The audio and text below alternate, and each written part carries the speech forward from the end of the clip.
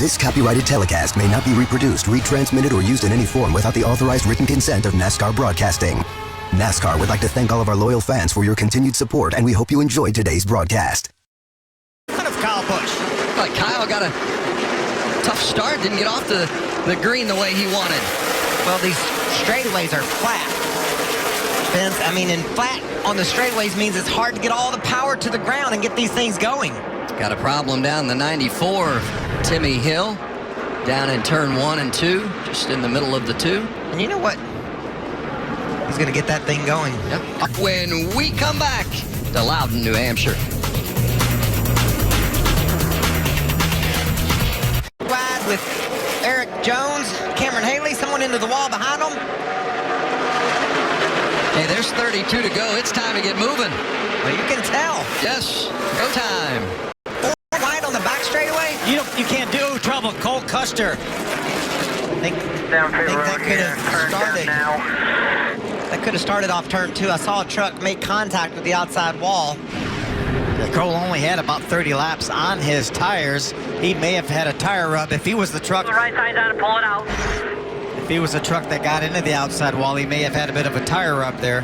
Cole. Watch Kyle, the 51 truck. He's going to try to move to the outside of Ben Kennedy, but Jordan Anderson, the 74 truck, is there. He's going to stall his momentum. Austin Dillon said, okay, go up there. I'm going to go right down to the bottom with my left sides below the yellow line. It's still not over yet. He's got to beat him down into turn 1. We've not talked about how hard it is to get in on the inside, but look at the power move he makes. And the 0-5 of John West Townley in the wall, and a yellow is out. Get 3 more coming. 3 more coming. Heavy damage to the right side. Come low. Get low. Tough break for John West Townley, but a Out there, Brad. I know you hit hard. huge benefit for Tyler Reddick and some of these guys that have not been to pit road yet. A lot of damage to that Zaxby's Chevrolet, though. That truck's totaled. Let's watch it going into turn 1. Oh, yeah. Yeah, without a doubt, that right front tire goes down. Hard contact into the safer barrier for John West. We've seen no issues with tires, so you have to figure either he ran over something or possibly Melted a bead or something on that right front tire. 0, and what happened? See, he has a problem. He feels that problem there as he gets down into turn number 3. Right front tire is down already on that truck. You can see some damage where I think he made contact. He may have been the truck you saw, Michael, that hit the wall off for turn number 2. See if we can get a good look at it. check out the smoke I saw getting down into turn 1. That truck's still smoking, though. There's some issues with it. You think maybe it's from that contact with the 11 of Ben Kennedy? That right rear fender that is maybe on that right rear tire. When he hits the brakes, getting down in the corner, the truck sets down a little bit. Keeping an eye on the 51. Seeing a little smoke. That's going to heat up that right rear tire, too. It'll change the handling, but it won't take much before it'll blow out.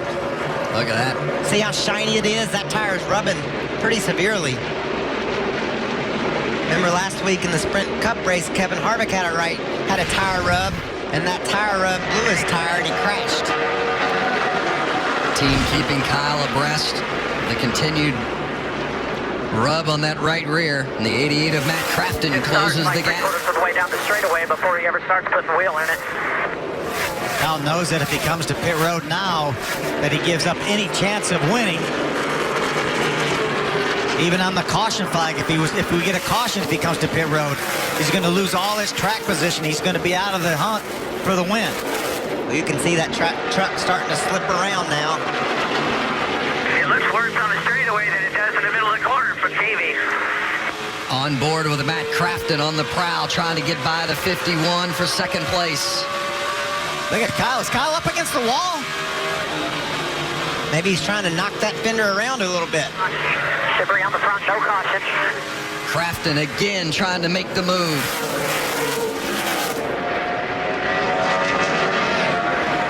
Great side-by-side battle here for the second spot.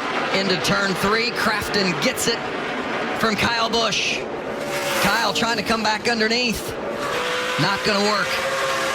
How about that 14 truck of Hemrick back there in the 4th spot? When I said he was 17th, he'd get better all day. I never dreamed he'd be up there battling for a top 5 finish. But that truck is strong, and that man does a great job behind the wheel. I'd say he has a shot at going after Kyle Busch here for the 3rd spot. 15 to go. Austin Dillon with a comfortable lead of more than 2.3 seconds. Johnny Sauter trying to look under Daniel Hemrick. Reddick. Caution. That Tyler Is that- Reddick? Yes. Second spin of the day for... Way at the bottom here. Wow. That There was you go. close. Keep dumping here now. Tyler Reddick was 13th at the time of that spin, and it has been a tough day for Reddick. It's all messed up. I don't know. Been a what tough happened. weekend, really. Did you hear him? It's all messed up. I don't know what happened. And that's sort of been the story of the weekend for this team. They just couldn't find the handling of this truck. I think Kyle Busch has to pit. That truck was fading fast. I think that right rear tire was probably losing a little bit of air. It's definitely here.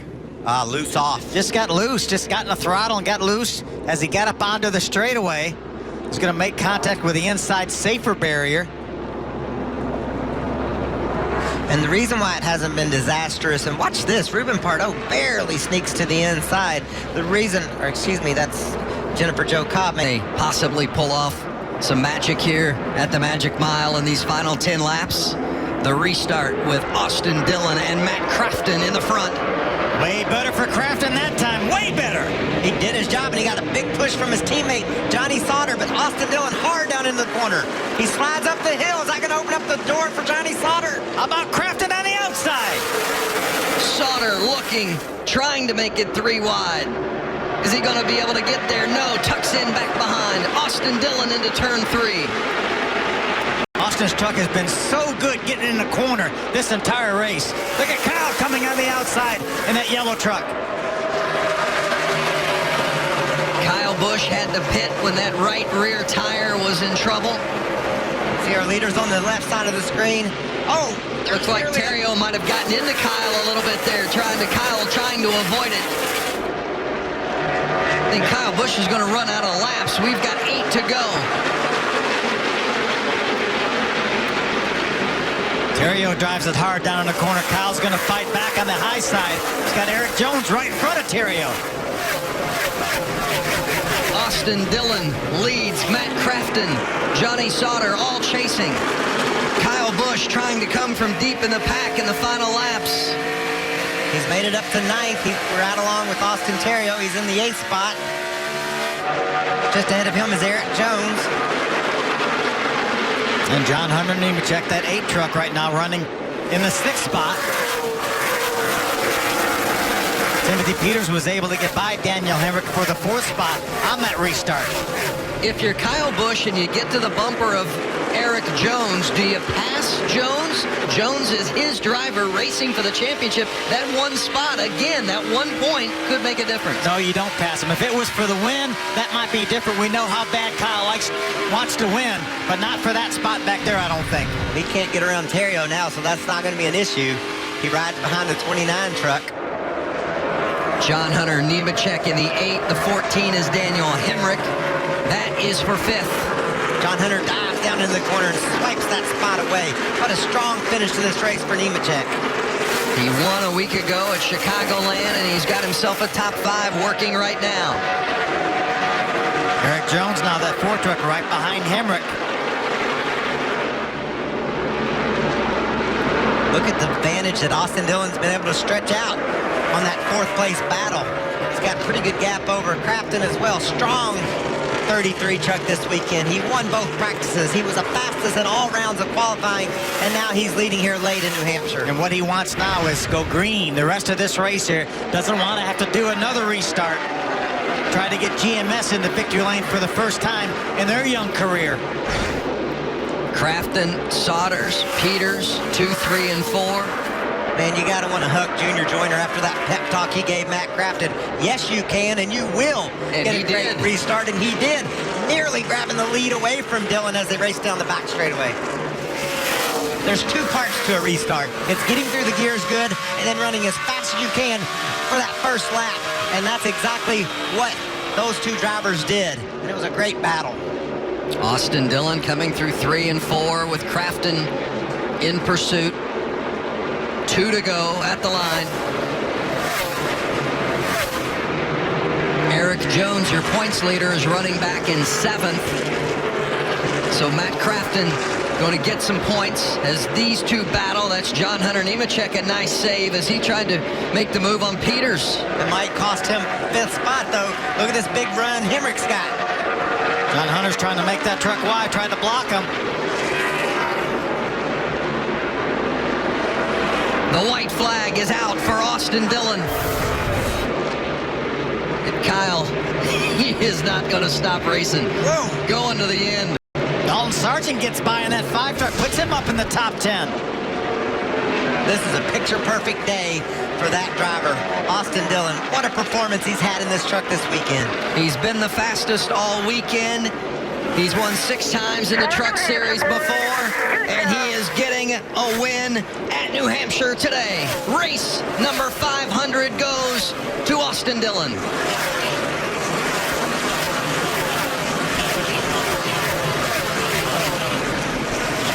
Now, guys.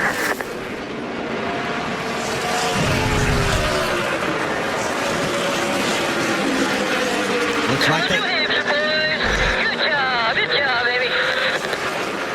I hope Austin Dillon likes lobster. I'm going to get him a big one as a trophy for winning here today.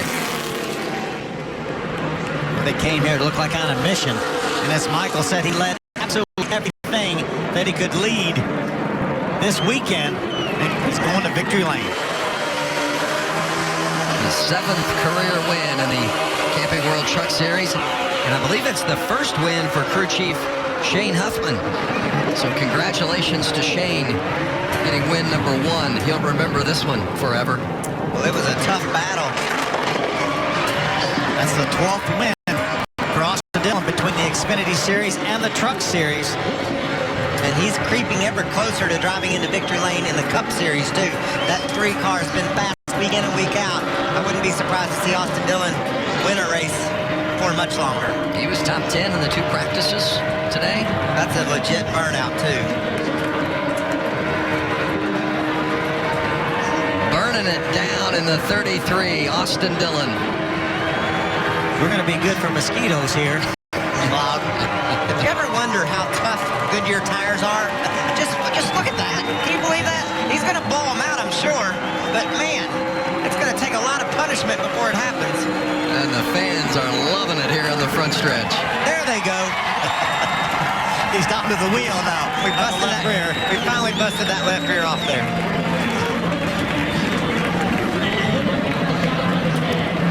Well, it was a heck of a run for Matt Crafton in that 88 today. He finishes 2nd, and he's with Caitlin. You're exactly right, Vince. Matt. This copyrighted telecast may not be reproduced, retransmitted, or used in any form without the authorized written consent of NASCAR Broadcasting. NASCAR would like to thank all of our loyal fans for your continued support, and we hope you enjoyed today's broadcast. This has been a presentation of ABC Sports, continuing the tradition of excellence.